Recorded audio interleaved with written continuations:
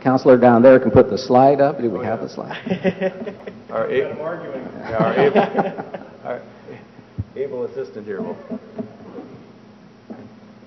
So part of these lessons learned, which will be up there, are built on the lessons learned from last year's scenario.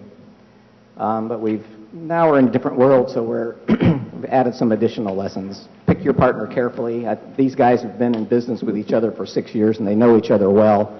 They're good negotiators, but I think they really do trust each other at the end of the day. Not surprisingly, we're going to say to spend the time to achieve a complete case-specific great purchase agreement, all the more important in these long-term relationships where there's a lot of give and take. That will be built into the agreement. I think each party needs to assess the desired behaviors that they want in the relationship and create provisions in the contract that are designed around incenting those behaviors. And that's where viticultural practices become particularly important. One thing I didn't discuss with Brian was to the extent that we have pricing per ton for his reserve program and the grower doesn't meet the yield targets, then there can be negotiated some penalties for doing that or reduction in the price. And in other words, it's not really intended to be a penalty, but more an incentive to comply. For wineries in the long-term contracts, consider ways in which you can connect the grower to the project by offering the grower a stake if the project is a success. I'm a firm believer in that. And some methods, as we mentioned, but did not resolve today, are bottle pricing and vineyard designation programs. Would you like me to keep going, or you want to take over for the grower? I'll take over if I can get the...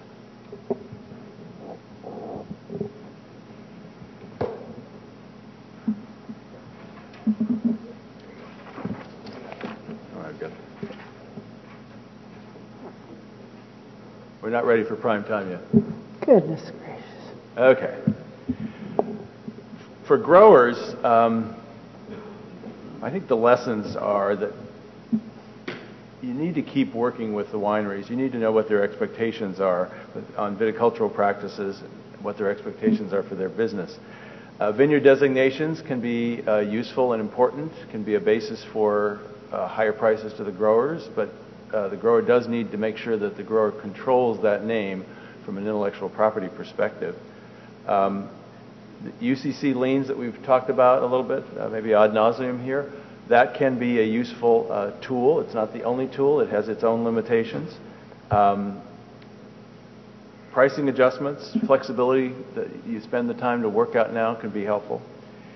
One of the things that lawyers will always say, and they don't just say it to generate more legal work, but they will tell you that every contract and every situation is unique and needs some tailoring. You can use a form, you can fill in the blanks, but each grower, each winery, each vineyard, each year, each vintage has its own characteristics.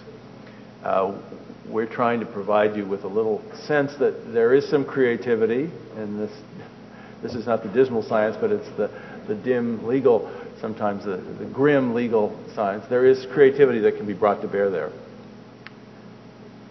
I know people cringe when they have to meet with their lawyers or they get a call from their lawyers, but we hope we can be your counselors in this, both in the transition from a bad situation to a good situation, as well as dealing with a bad situation. You know, it is remarkable to me that last year the world was very different than this year, but a lot of the lessons are the same in terms of how these grape contracts get negotiated or renegotiated or put together. So in any event, I hope this has all been a little bit helpful and entertaining for you. Thank you.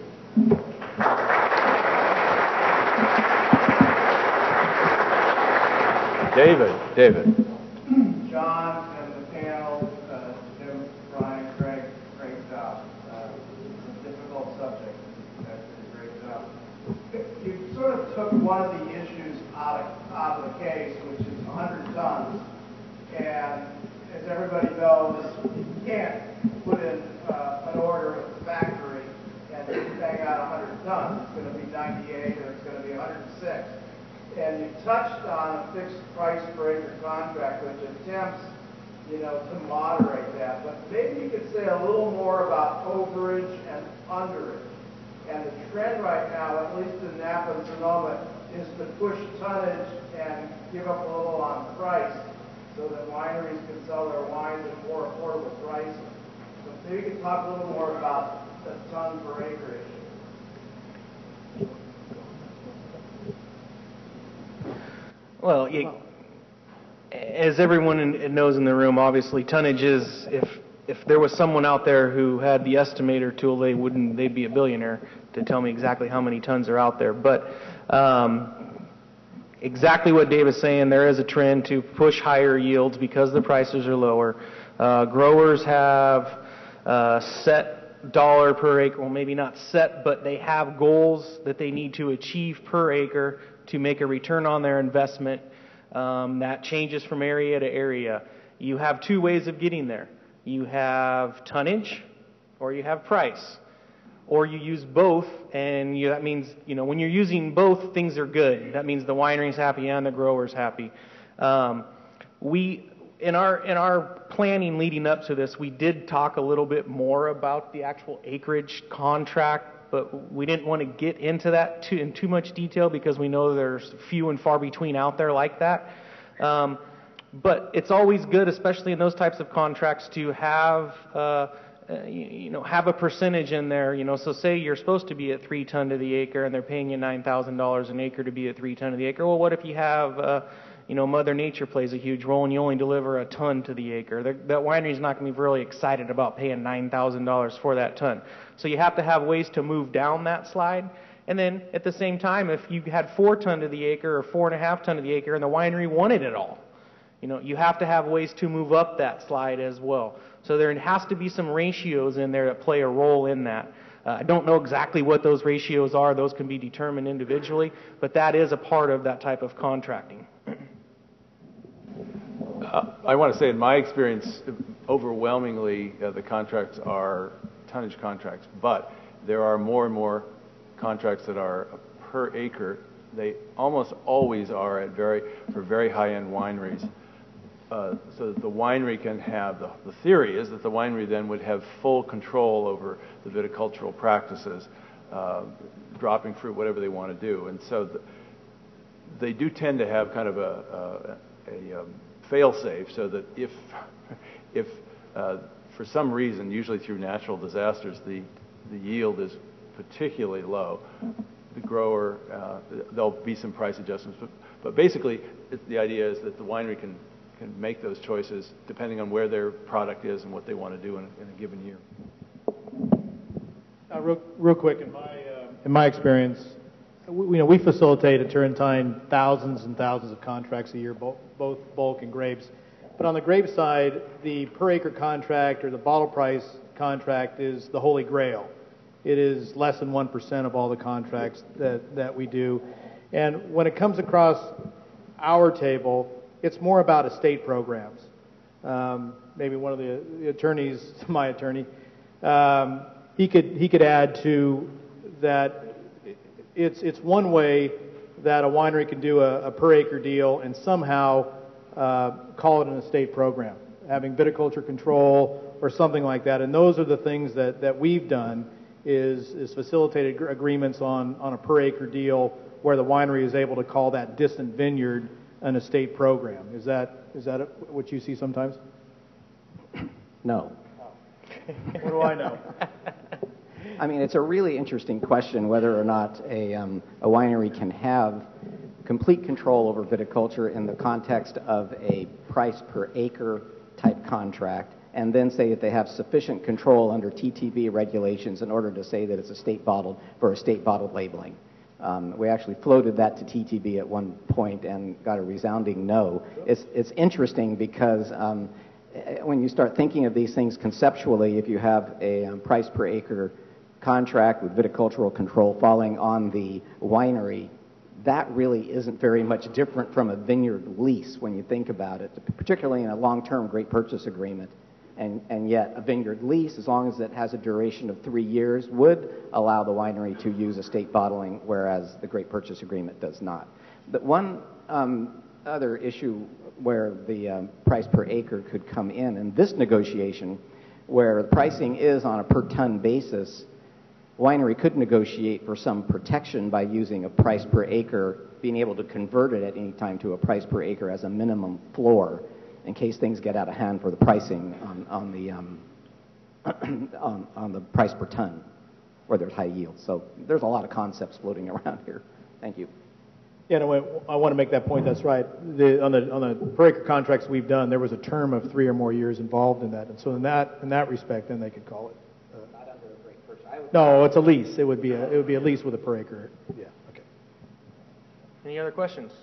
This was the 6th year of a contract. I knew it was someone that I was going to want to go back to in the future, so I let bygones be bygones. We have to do that a lot on the grower side. You know, you might get upset about different things, but to hold that grudge forever, you're going to end up in yourself in a big issue with having the opportunity to sell grapes to many wineries in the future if you get that reputation. Reasonable gets inserted, you know, in loan agreements. It gets inserted in all sorts of contracts regularly and will continue to be. On the basis of commercial reasonability, on the basis of custom and practice, there are a lot of ways that one could test what is reasonable or unreasonable. But do I have a definitive definition for it? No. Would I recommend against using it? No. I continue to insert those things because the standard gets drawn by somebody who gets to eliminate a contract or declare a default. And if there is, you know, materiality is another word that's similar to that, used by lawyers to try to bridge the gap between I get to terminate this because you have one, you know, you've made one violation. So is it material or not? Is it reasonable or not? So. Yeah, I have to agree with that. I mean, ultimately, I look at it 2 ways. With expressions like that, reasonableness, or I terminate the contract or refuse to consent if the withdrawal or refusal to consent is not unreasonably withheld. We've all seen that kind of language. Ultimately, it forces the parties to assess their contractual relationship and determine for themselves what is reasonable. Because if they can't do that, then, and they get into a dispute, then a third party will make that decision based on all the facts and circumstances in the case and expert testimony and all the expense that's associated with going through that kind of a dispute. But somebody at the end of the day will make that decision as to what is reasonable and what will not be reasonable, and that is something everybody needs to remember. It does mean something.